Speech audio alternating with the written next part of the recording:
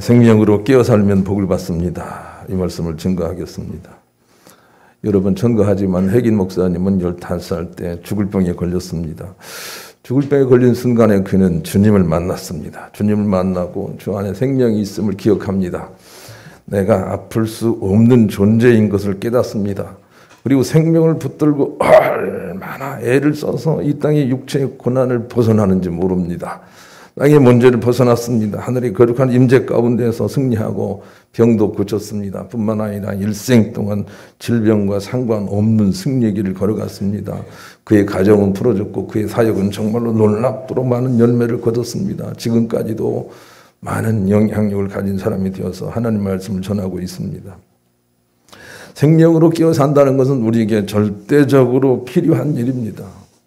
로마서 8장 11절, 예수를 죽은 자 가운데서 살리신 이의 영이 너희 안에 거하시면 그리스도 예수를 죽은 자 가운데서 살리신 이가 너희 안에 거하시는 그의 영으로 말미암아 너희의 죽을 몸도 살리시리라 그랬습니다. 우리 안에 거룩한 생명 되신 그분이 계심을 알고 우리가 그 생명으로 깨어서 모든 환난과 질고를 우리가 버텨내게 될 때 생명이 우리의 몸을 통해서 흘러나가 모든 삶에도 환경에도 하나님 나라가 이루어질 것이라는 것이 주님의 뜻입니다. 그러니 생명을 품고 살아야 됩니다. 다윗처럼 생명을 품고 살아야 됩니다. 바울도 이 생명의 소중함을 알았습니다. 그래서 이 생명을 품고 삽니다.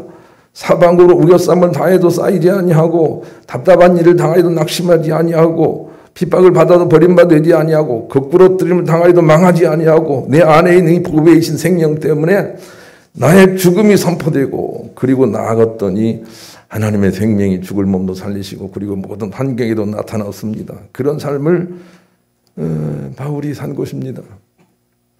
우리도 이 생명으로 인하여 모든 창조의 역사에 동참하는 믿음의 승리자의 길을 그를 따라 걸어갈 수 있어야 되겠습니다. 생명을 품고 살아야 됩니다. 한번 말씀드린 적이 있는데 우리 교회 출신 중에 벨기에 가서 찬양하고 있는 환주라는 청년이 있어요. 지금은 청년이 아니죠. 아저씨죠. 그런데 득음을 한 사람 같은 모양이지 않습니까? 얼마나 무슨 방송에서 어떤 분이 나와서 많이 하는 것 같지만 우리 환주나 지훈이 참 잘하지 않습니까? 방송에 한번 나갔으면 좋겠다 그런 생각이 들 정도예요. 굉장히 높은 음도 아주 아름답게 내지 않습니까? 그런데 이런 고백을 하더라고요. 어느 정도까지 고음이 나오고 그 이상이 참 어려웠는데 막 훈련하고 노력을 해가지고 고음을 올려야 되겠다고 생각하는데 너무 안 되는 거예요. 그러나 깨닫고 나서 내 안에 이미 고음이 있구나라고 생각하고 힘을 빼고 내기 시작했더니 고음이 얻어지더라는 것입니다. 우리가 주님의 생명이 우리 안에 있음을 알고 힘을 빼고 주님의 생명이 나타나도록 하는 그런 삶을 살아내야 되는 것이죠. 그래야 이 세상의 모든 것들이 생명으로 수생을 그렇게 나타내 보이게 되는 것입니다. 자기가 노력을 해서 만들어내려는 것은 어느 정도까지는 됩니다. 그러나 그 이상은 되지 않습니다. 특별히 영적인 일은 자기 노력으로 되는 게 아닙니다. 로마서 10장 3절 하나님의 의를 모르고 자기 의를 세우려고 힘써 하나님의 의에 복종하지 아니하였느니라. 성경이 얼마나 재밌는지 모르겠어요. 바리새인들은 하나님의 의를 모르고 자기 의를 세우려고 이렇게 바벨탑을 쌓듯이 힘써 하나님께 불순종했다는 것입니다. 자기 노력으로 되는 게 아닙니다. 어느 정도까지는 빨리 갈 수 있는 것 같아 보이긴 합니다. 그러나 진리에는 도달하지 못합니다. 자기 노력이 아니라 힘을 빼고 내 안에 이미 있는 생명이 나타나도록 주님께 내어 맡기고 그렇게 정진하는 그런 삶을 살아야 됩니다. 바울의 전도는 우리의 전도와 다릅니다. 내가 무엇을 해야 되겠다 생각을 하지 않습니다. 오로지 자기 안에 있는 그 놀라운 하나님이 나타나서 당신의 일을 당신이 하도록 자기를 내어 맡기는 그런 전도를 했다고 우리에게 보여주고 가르쳐주고 있습니다. 고린도전서 2장 4절 5절을 같이 읽어보십시다. 시작. 내 말과 내 전도함이 설득력 있는 지혜의 말로 하지 아니하고 다만 성령의 나타나심과 능력으로 하여 너희 믿음이 사람의 지혜에 있지 아니하고 다만 하나님의 능력에 있게 하려 하였노라. 로마서 15장 읽어보면 그의 전도는 그렇습니다. 어디를 가든지 그냥 주님과 함께 그 사랑을 나누면서 걸어간 그런 전도를 했다고 우리에게 가르쳐주고 있습니다. 여러분 말씀드립니다. 좋은 부모는 어떤 부모입니까? 많은 것을 요구하는 부모, 많은 것들을 주는 부모가 아닙니다. 그냥 하나님의 생명으로 끼어서 그 사람의 생명으로 나와서 생명과 함께 지혜로 승리할 수 있도록 그를, 자녀들을 이끌어서 견인해 주는 부모인 것입니다.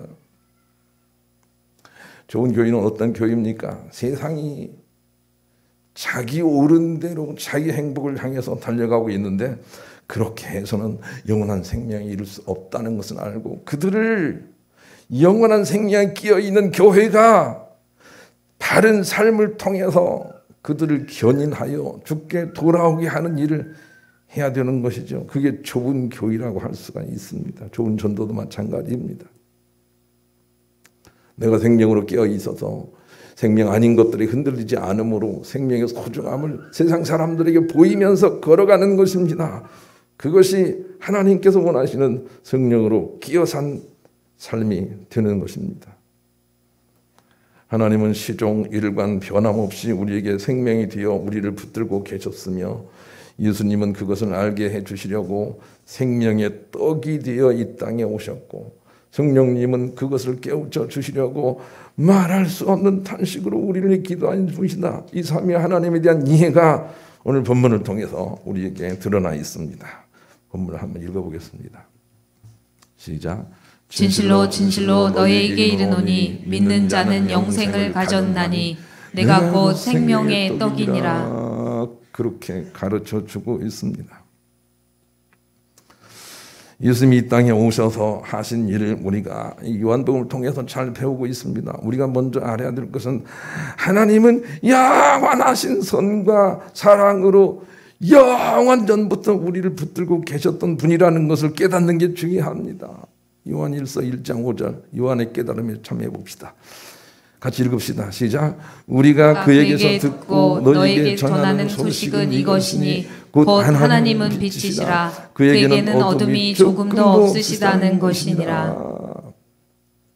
많은 사람들은 이렇게 생각을 합니다. 하나님 우리가 잘못 살면 벌을 주시고 우리가 잘 살면 상을 주실 것이다. 이렇게 생각을 합니다. 세상 모든 사람들이 그런 생각을 하고 있습니다. 자기들이 하나님에게 그렇게 하고 있단 말입니다. 그런데 진실로 벌을 주시지 아니하시고 늘 우리에게 좋은 것만 주시기를 원하시는 그 하나님을 떠나기 때문에 우리가 벌을 받고 있다는 걸 알고 그 하나님의 선하심에 영원하심에 돌아가는 사람들은 복을 받지 못할 사람이 없습니다. 참복을 다 받는다 그 말입니다. 먼저 하나님이 그렇게 영원한 선하신 분이라는 믿음을 가지고 우리가 굳게 믿음을 세워가야 됩니다. 마치 수도꼭지가 열려 물이 새어서 모든 것들이 흥건하게 그렇게 더럽혀진 상태에서 수도꼭지를 잠그지 않고 물만 닦는다고 되지 않는 것처럼 하나님은 선하시다. 하나님은 어둠이 없으시다. 이 믿음의 수도꼭지를 굳게 붙들고 문을 닦아야 되는 것처럼 이 믿음이 굳게 세워져야 됩니다. 하나님은 선하시다. 이 믿음을 굳게 세워야 합니다. 둘째는 예수님은 그런 우리를 하나님 앞에 손잡게 하시려고 오셨다는 것이죠. 에베소서 2장 1절로 7절 같이 한번 읽어보십시다. 시작. 그는 허물과 죄로 죽었던 너희를 살리셨도다. 그때 너희는 그 가운데서 행하여 이 세상 풍조를 따르고 공중의 권세 잡은 자를 따랐으니 곧 지금 불순종의 아들들 가운데 역사하는 영이라. 전에는 우리도 다 그 가운데서 우리 육체의 욕심을 따라 지내며 육체와 마음에 원하는 것을 하여 다른 이들과 같이 본질상 진노의 자녀이었더니 긍휼이 풍성하신 하나님이 우리를 사랑하신 그 큰 사랑을 인하여 허물로 죽은 우리를 그리스도와 함께 살리셨고 너희는 은혜로 구원을 받은 것이라. 또 함께 일으키사 그리스도 예수 안에서 함께 하늘에 앉히시니 이는 그리스도 예수 안에서 우리에게 자비하심으로 그 은혜의 지극히 풍성함을 오는 여러 세대에 나타내려 하심이라. 예수님께서 어떤 일을 하셨는지 여기에 다 잘 요약이 되어 있습니다. 예수님은 우리가 죽을 수밖에 없는, 죽어 있는, 멸망받을 수밖에 없는 우리 자신을 모든 죄악을 사하시고 손을 잡아서 저 하나님 우편에 앉으사 자기와 함께 우리를 앉게 하시고 다시 한번 하나님과 함께 이제는 선하신 하나님의 능력을 나타낼 수 있는 자로 우리를 부르셨다는 겁니다. 예수님이 하신 일을 우리가 바로 이해할 수 있어야 되겠습니다. 사람들은 예수 믿고 죄사함 받고 그냥 누구나 생각하고 있는 복받아 되겠다 이런 쪽으로 쉽게 갑니다. 죄사함은 결단코 예수 그리스도의 목적이 아니었음을 기억을 해야 됩니다. 죄사함은 우리를 하나님 앞으로 인도하시기 위한 하나님의 방법이었습니다. 그래서 이제는 오묘하게도 우리는 죄와 상관없이 하나님께 나가는 자로 살고 있어야 됩니다. 히브리서 9장 28절. 그러므로 우리는 죄와 상관없이 하나님께 나가는 자가 되어야 합니다. 그렇게 말씀하십니다. 죄와 상관없이 하나님께 나가기 때문에 죄를 지어도 괜찮습니까? 하는 문제에 대해서 성경의 대답은 무엇입니까? 그럴 수 없느니라! 그렇게 말씀하십니다. 그럼에도 불구하고 죄와 상관없이 하나님께 나가는 것이 바로 예수 그리스도의 뜻임을 우리가 알아야 되겠습니다. 천국 갈 사람들은 그래서 하나님의 사랑에 굳게 붙어 있습니다. 하나님의 선하심에 붙어 있습니다. 하나님의 생명에 붙어 있습니다. 그리고 얼마나 많이 노력을 하는지 모릅니다. 그러면 주님께서 그런 사람들을 견인하여 영생에 들어가게 하신다고 요한복음 6장 38절로 40절에 우리가 이미 배웠습니다. 한번 읽어보겠습니다. 읽습니다. 시작. 내가 하늘에서 내려온 것은 내 뜻을 행하려 함이 아니요 나를 보내신 이의 뜻을 행하려 함이니라. 나를 보내신 이의 뜻은 내게 주신 자 가중 내가 하나도 잃어버리지 아니하고 마지막 날에 다시 살리는 이것이니라. 내 아버지의 뜻은 아들을 보고 믿는 자마다 영생을 얻는 이것이니 마지막 날에 내가 이를 다시 살리리라 하시니라. 40절 보세요. 내 아버지의 뜻은 아들을 보고, 이 부분이 정말 중요하죠. 아들을 보고, 예수님께서 이렇게 사시고 행동하시고 우리에게 그것을 보이시기를 원하시는구나 라고 하는 것을 보고, 생명의 하나님께 붙어 사시는 그 예수님을 보고 그것을 믿는 자들을 주께서 영생으로 들으시겠다고 말씀해 주시는 것이죠. 보고 믿는 게 정말 중요합니다. 요한 1서 1장 1절과 2절을 읽어보십시다. 보는 게 중요합니다.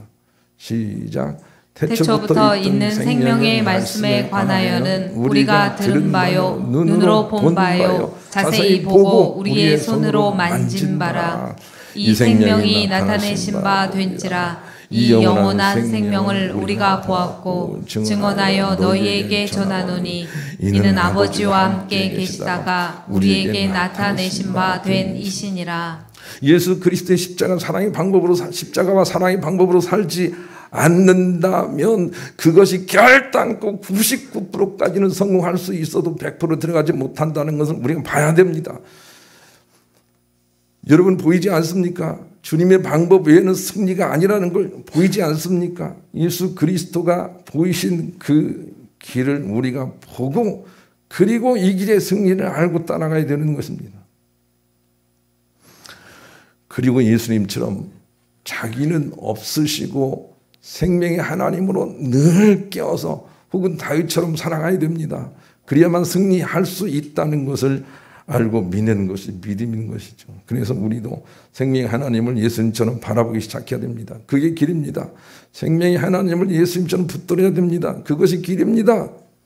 그것을 우리가 실천하는 자로 살아가야 됩니다. 우리 그런 마음을 가지고 복음서 230장을 같이 불러보겠습니다. 놀랍습니다. 생명으로 깨어 살기 위해서는 첫째로 예수님을 보고 그 방식이 옳다고 믿는 사람은 이미 구원을 받았다는 것입니다. 그것이 47절입니다. 마태복음 12장 18절로 21절도 같이 한번 읽어보십시다. 시작. 보라 내가 택한 종 곧 내 마음에 기뻐하는 바 내가 사랑하는 자로다. 내가 내 영을 그에게 줄 터이니 그가 심판을 이방에 알게 하리라. 그는 다투지도 아니하며 들레지도 아니하리니 아무도 길에서 그 소리를 듣지 못하리라.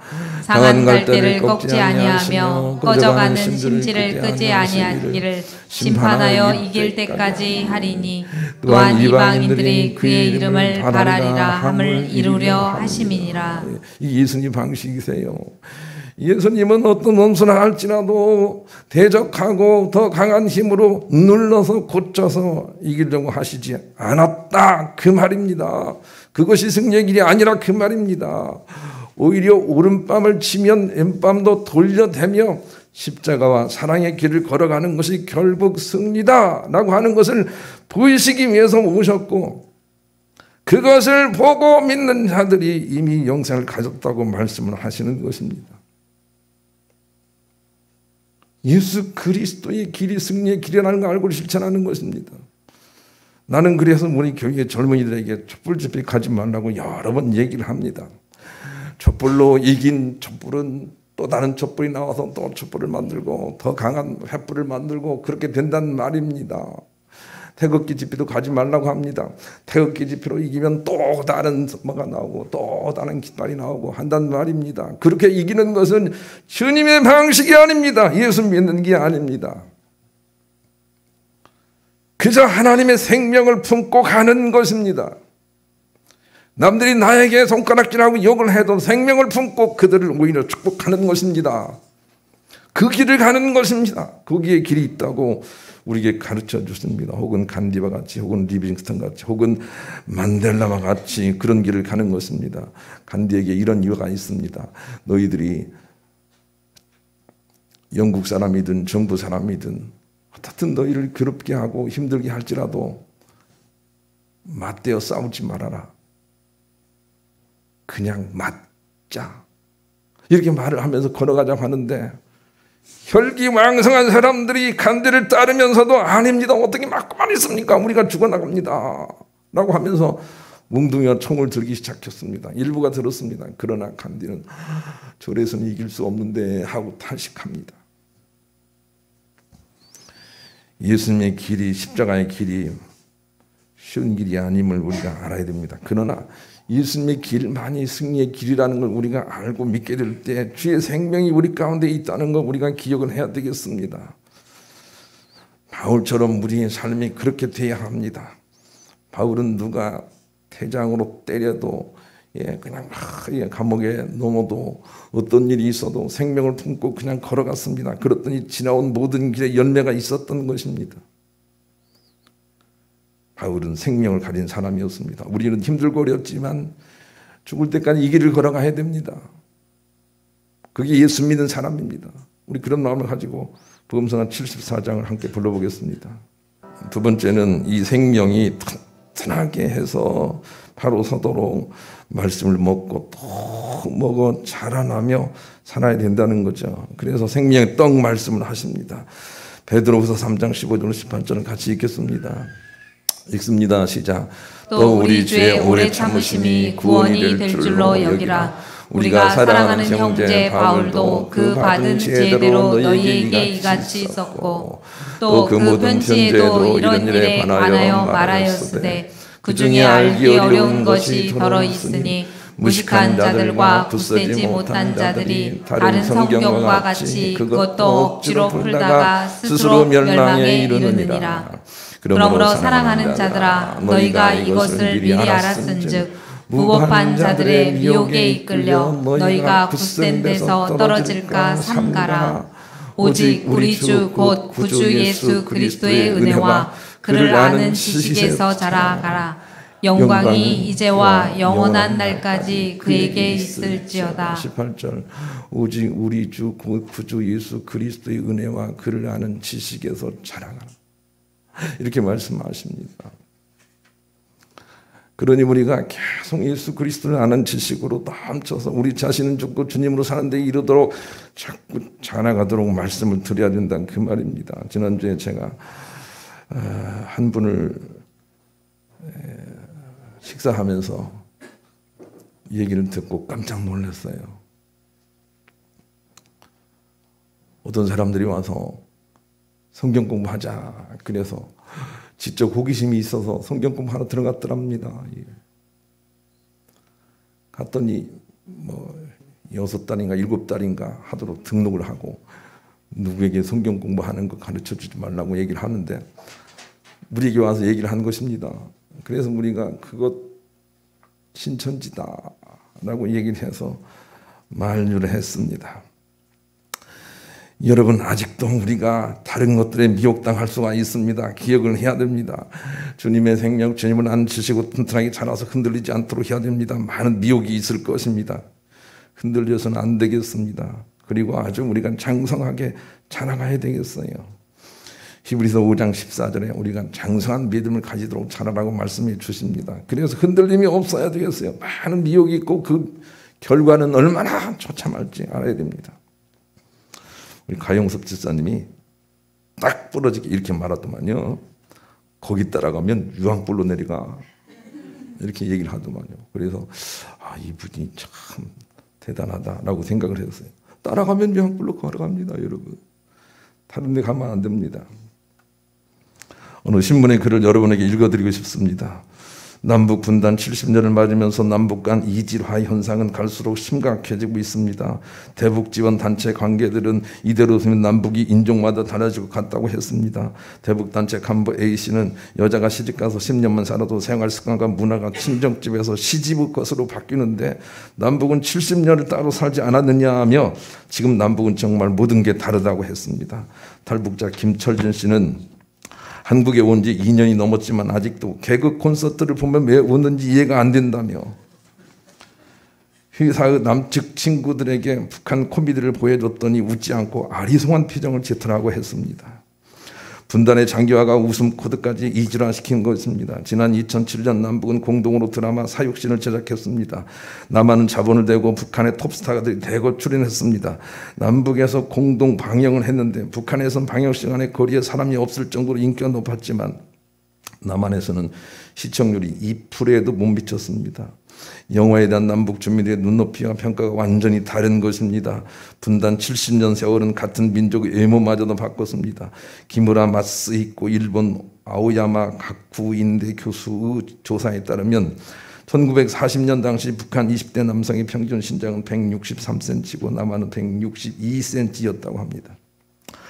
그러나 2010년 남한 20대 남성 평균 신장은 174인데 비해 북한은 165에 불과했습니다. 남북한 주민의 평균 수명도 10 내지 13세가량 차이가 납니다. 더 큰 문제는 주민들의 사고방식과 세계관 등 소프트웨어도 달라지고 있다는 것입니다. 북한은 근현대사를 김일성과 그 가계의 활동을 중심으로 왜곡하고 유치원 시절부터 주민들에게 세뇌를 시킵니다. 3.1운동도 김일성이 붙인 김영직이 조직한 것이고 8세에 김일성이 만세운동에 참가했다는 식입니다. 북한에서는 90도 인천한 김일성과 김정일 부자에게만 허용이 되어 있습니다. 서울대 통일평화연구위원회 2014년 탈북자 설문조사에 따르면 주체 사상의 자부심을 갖고 있다는 응답이 탈북자에게도 57%나 있었습니다.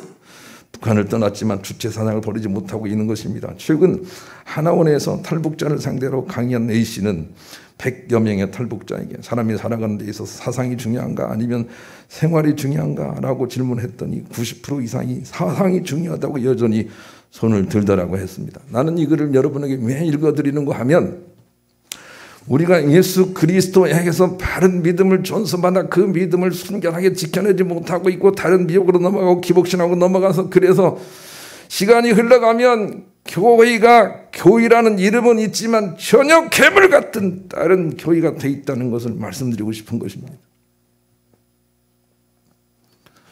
우리는 그곳에서 빠져나올 수 있어야 합니다. 생명으로 깨어있는 순수하고 단순한 믿음으로 나와야 합니다. 주님 마음에 합한 믿음의 교회를 만들어야 된다. 그 말이 있는 것입니다. 우선 우리 안에 생명이 있음을 발견해야 됩니다. 온 공기가 만물을 감싸고 있는 것처럼 하나님의 생명은 모든 사람들을 다 감싸고 있습니다. 그래서 우리는 하나님의 생명의 띠로 다 엮여 있는 것입니다. 우리 주변에 악한 사람도 그 생명의 띠에 다 엮여 있습니다. 그것을 알아야 됩니다. 악한 사람이 할지라도 우리가 공격하고 나쁘다 말하면 생명의 띠로 한 몸을 잇는 우리에게 손해가 된다는 걸 우리가 기억을 하고 그들을 마저도 선한 사람으로 바꿔낼 수 있는 사랑의 공급자로 살아가야 됩니다. 그것이 예수 그리스도의 길입니다. 예수 믿는 사람들의 길이어야 되는 것입니다. 다만 그 생명의 가림막이 되는 것들을 제거하기 시작해야 되는 거죠. 우리 안에 있는 생명의 가림막들은 욕심, 분노, 옳고 그름 여러 가지 세상의 정욕들입니다. 이런 것들을 자꾸 내려놓고 원래 있었던 예수님이 회복해 주신 그 생명으로 잇대어 있으려고 노력하는 것입니다. 그것이 오늘 우리의 예배가 되기도 해야 합니다.